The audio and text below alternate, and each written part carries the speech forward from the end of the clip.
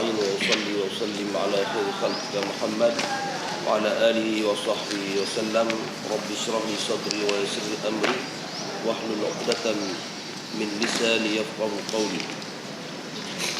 قلنا سابق أن الطباق يضد بين شيئين.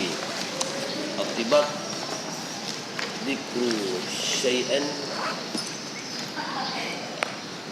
وضده في الكلام، هذا الطباق. قبل أن نتكلم عن المقابلة تكلمنا عن الطباق أن الطباق ذكر شيئا وضده في الكلام. إذا الطباق هي ضد بين شيئين بين شيئين. نقول وتحسبهم أيقاظا وهم رقود. هذا من قصة أصحاب الكهف أنهم دخلوا إلى الكهوف وناموا 300 عام. وقال سبحانه وتعالى وتحسبهم أيقاظا وهم رقود. معنى أيقاظا هم أيقظة قام، رقود نام. هذا معنى شيئين. هذا يسمى الطباق. وأما المقابلة هي ذكر شيء أو أن نذكر لفظين أو أكثر ثم نأتي بضدهما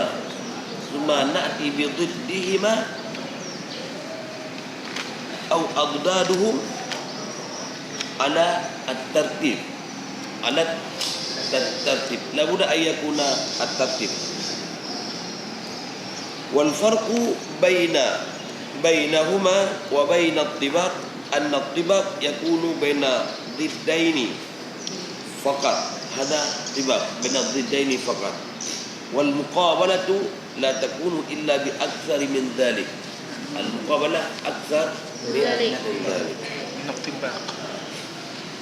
وقد تكون هذا من لفظين مثل قوله سبحانه وتعالى في محكم كتاب العزيز وعسى أن تكرهوا شيئا وهو خير لكم وعسى أن تحبوا شيئا وهو شر لكم. أين المقابلة هنا؟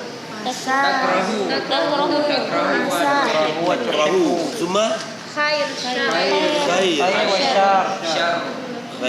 شر.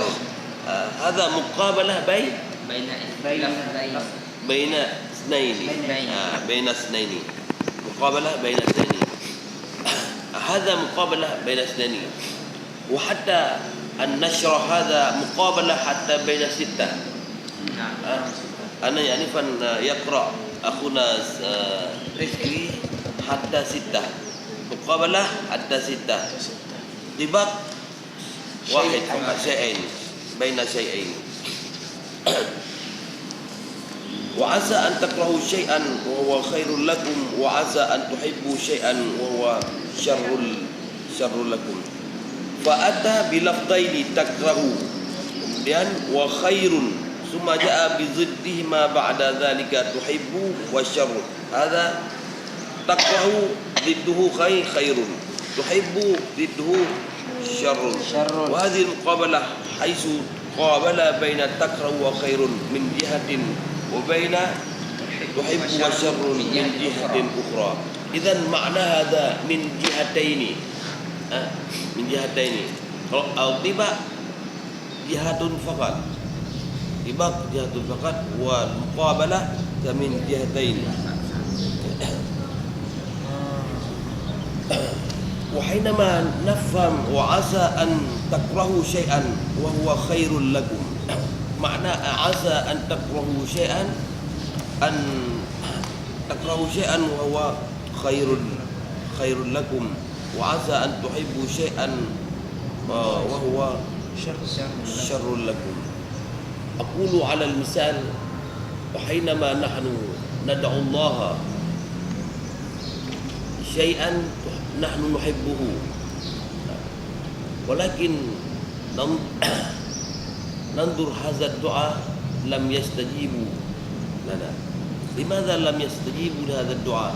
لأن نحن نحب أن ندعو الله مثلا أن نكون مثلا رجلا غنيا، ولكن الله لم يعطي لنا مالا.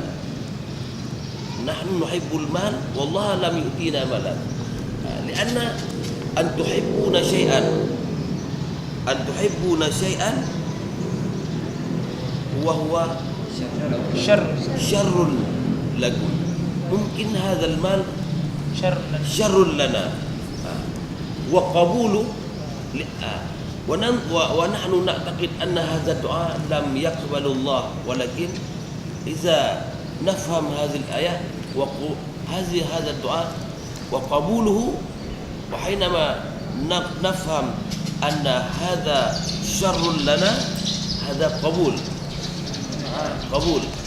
إذا مثلا يعطي الله لنا مثلا المال، ممكن بهذا المال يدخلنا إلى النار، وهذا المفهوم. وأن تحبون شيئا وهو كره لكم. ثم نأتي بعد ذلك فليضحكوا قليلا وليبكوا كثيرا. أين المقابلة هنا؟ فليضحكوا وليبكوا قليلا وكثيرا. هذا بين شيئين.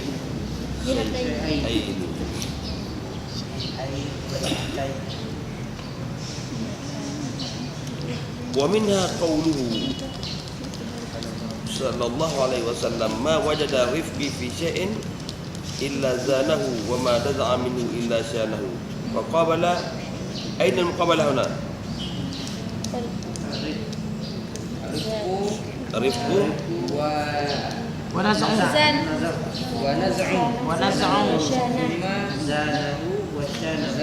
وشانه. وشانه. رفقي هنا ونزع هنا. رفقي هذا معنى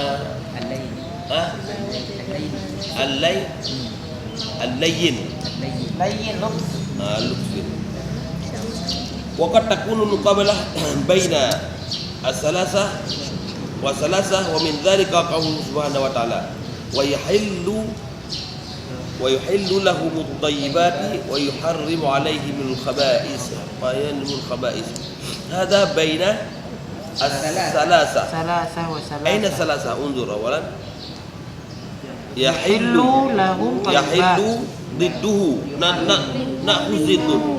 يحرم هذا واحد. والثاني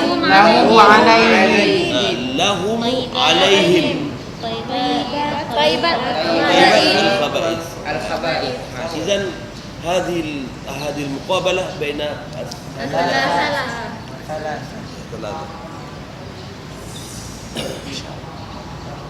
وقد تكون المقابلة، ننظر بعد ذلك، وقد تكون المقابلة بين أربعة وأربعة. ومن ذلك قول سبحانه وتعالى في محكم كتابه العزيز: إن الله يأمر بالعدل والإحسان وإيتاء ذي القربى وينهى عن الفحشاء والمنكر والبغي. أين المقابلة هنا؟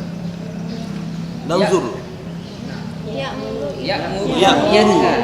يأمر ينهى واحد. والثاني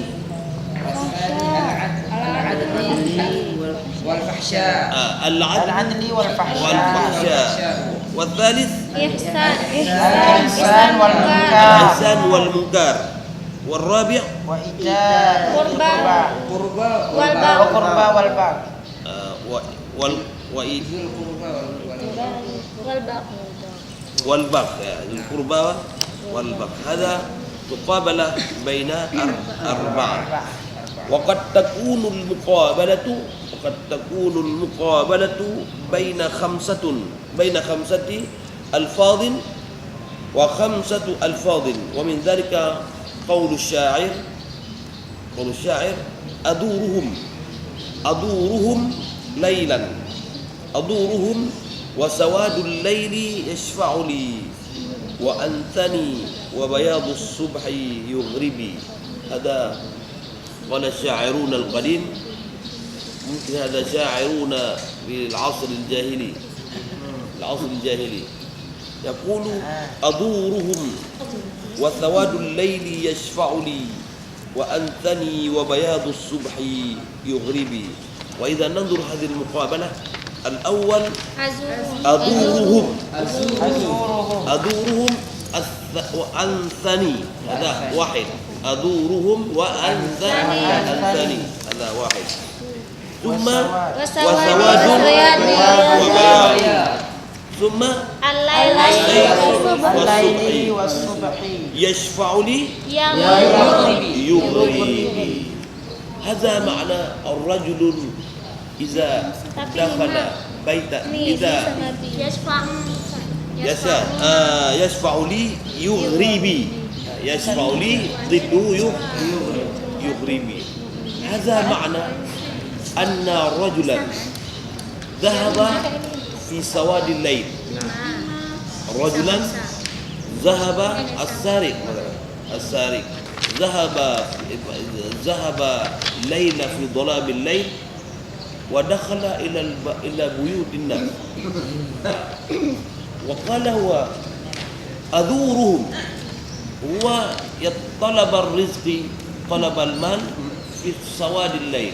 السارق ذهب إلى بيوت الناس ودخل إلى بيوتهم وقال أدورهم في الليل وسواد الليل وظلام هذا يشفعني، وسواد الليل يشفع لي. هذا معناه. وأنسني وحينما دخل إلى البيت وسرق، وأنسني أو هو ينام، إنما يسرق ينام. وأنسني وحينما يخرج مثل نحن نخرج من المسجد. وبياض الصبح يغربي أن بياض الصبح يغربي عن الناس، يغربي يفتح سره عن الناس، يفتح sirruhu alin nas. Ketika dia keluar, ternyata matahari i'lamuhu ila nas abayadu subhi yu'allimu atau i'lamu yu'arrifu ila nas annahu sari. Ketika dia tak masuk malam, tidak nampak orang ke rumah ni, orang aslinya dia tak tahu mengumpul barang. Waktu keluar dah pagi gini, lihat orang itu pencuri. Berarti yang menjelaskan dia pencuri itu matahari yang keluar. Ini muqabalah baina berapa tu? Bainal khamsah. Muqabalah tu baina khamsah.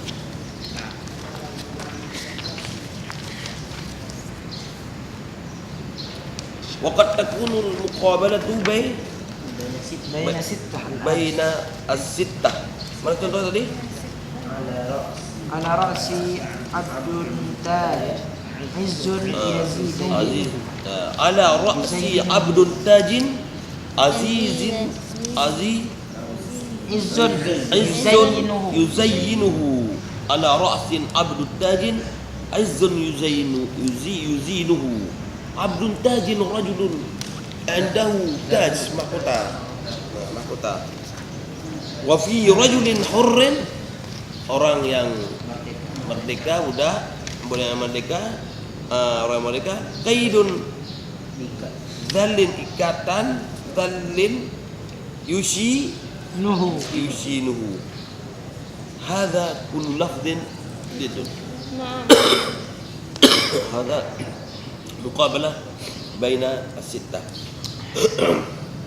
وأعظم مقابلة في القرآن الكريم إذن مقابلة حال أحيانا لا يقابل بين لفظ ولفظ أو بين الجملة والجملة بين اثنين وثلاثة وأربعة وخمسة وستة وقد يكون وأعظم هذا معنى المشهور أعظم المقابلة هي مقابلة الصفات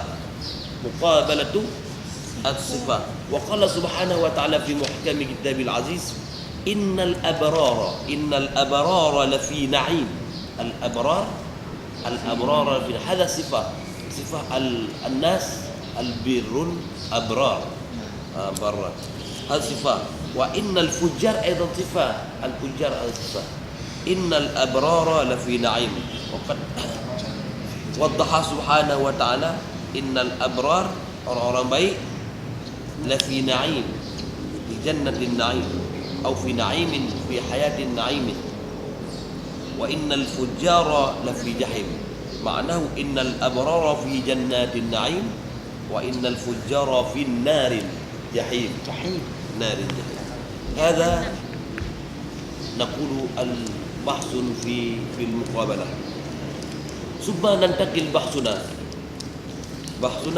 وهذه مراعاة النظير Syekh Nadir. ليس شيء نظير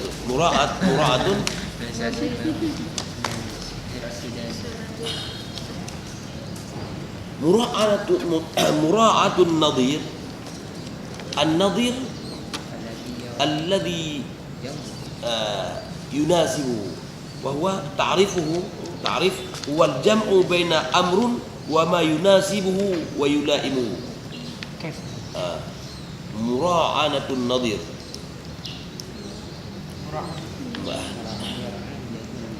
مثل يقول سبحانه وتعالى في محكم كتاب العزيز لقد كان لكم في فئتين التقتا لقد كان لكم هل أنتم تحفظون هذه الآية؟ قل لقد كان لكم في رسول الله ليس هذا لقد كان لكم في فئتين التقتا فئة تقاتل في سبيل الله وأخرى كافرة يرون مثل رأي العين والله يؤيد بنصره من يشاء ada bisa saja Nah, betul aja. Berarti antum hafal. Surat Ali Imran. itu aja Kan? Qad kana lakum ayatun fi fi'atayn iltaqata fi'atun tuqatilu fi sabilillahi wa ukhra kafiratun yarawnahum mithlihim ra'yal 'ain wallahu yu'ayyidu bi nasrihi man yasha' inna fi dhalika la'ibratan li ulil absar. Maju, aku dokumen aja.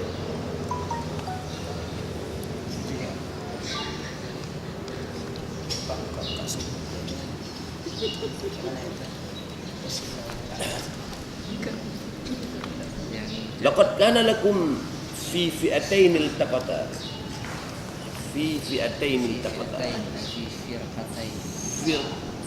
iltaqata fi'atun tuqatilu fi sabilillah naqulu fi'atun tuqatilu fi sabilillah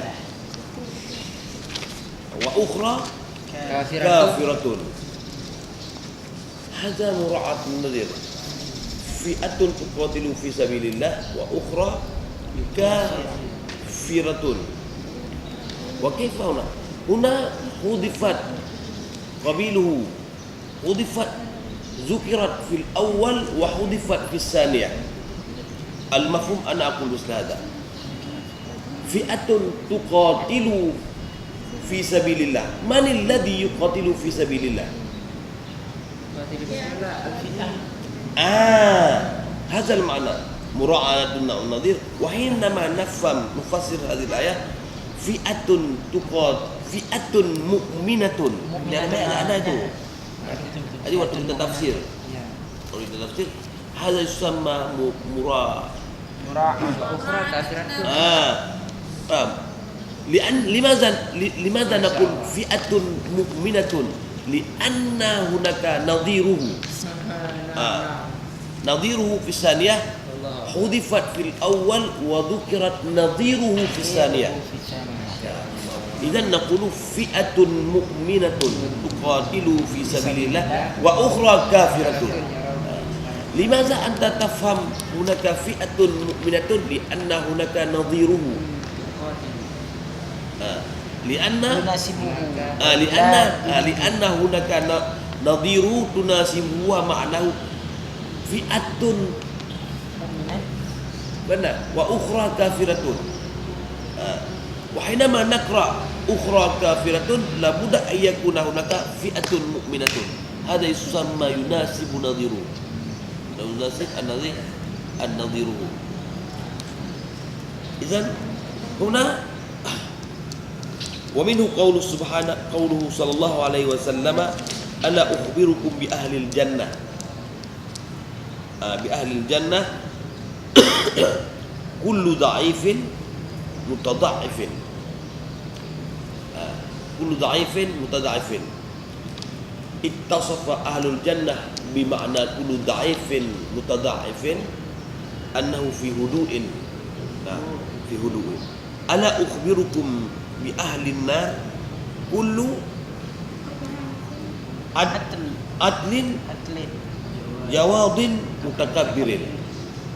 Jadi digambarkan itu kalau orang surga itu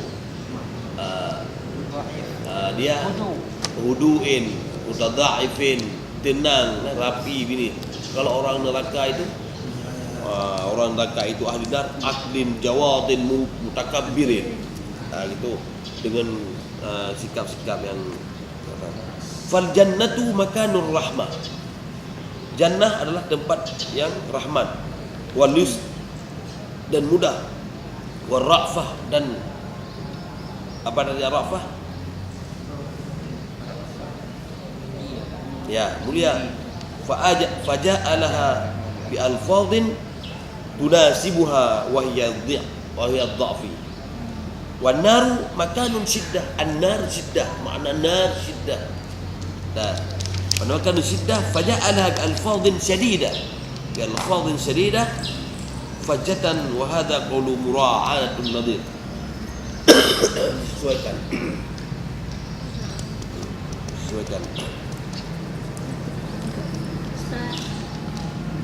Lam afham. Apa? Mura'atun nadir. Mura'atun nadir. Lam tafham. Mura'atun nadir.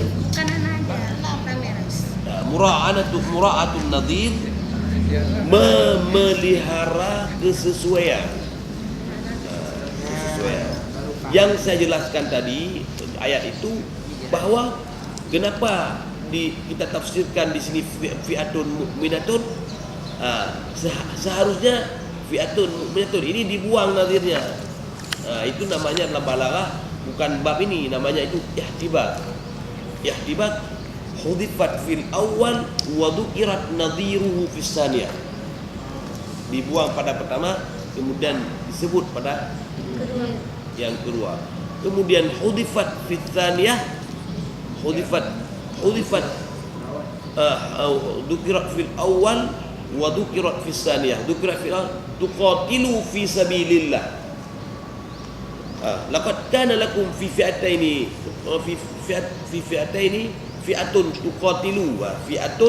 tuqatilu fi sabilillah wa ukhra kafiratun fi sabilillah. Berarti kan disebut pertama fi sabilillah, ada mura'at nadirnya, dibuang yang kedua. Ini pertama disebut fi sabilillah wa ukhra kafiratun, dan tidak disebut di mana mereka berperang. Tuqatilu fi sabilit taghut, fi sabilis syaitan. Sabilillah dengan taghut, dia lawannya sesuai. Kalau nadir juga dikatakan wa hudifat nadhiruhu fis tsaniyah. Dukirat fil awal hudifat fis tsaniyah, wa dukirat fis tsaniyah hudifat fil awal. Itu namanya wa yusamma fil balaghah ihtibat. Tidak ada pembelajaran di sini. Itu tinggi lagi di atas itu. Ini mura'anatun nadir, memelihara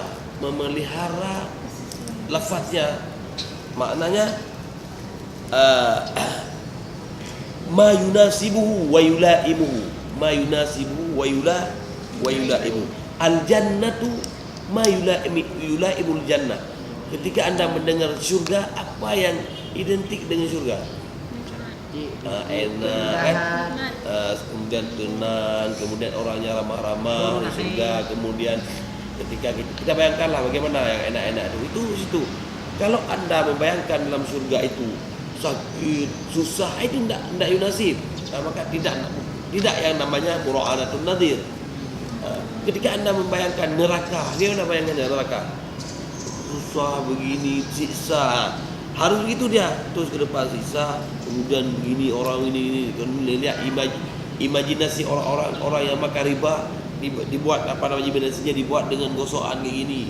Kan hal-hal yang identik dengan neraka. Itu namanya mura'atun nadir. Itu enggak panjang penjelasannya. Cuma kita lihat aja. Lihat aja di syairnya, syairnya. Antum banu Taha wa nunun wa duha.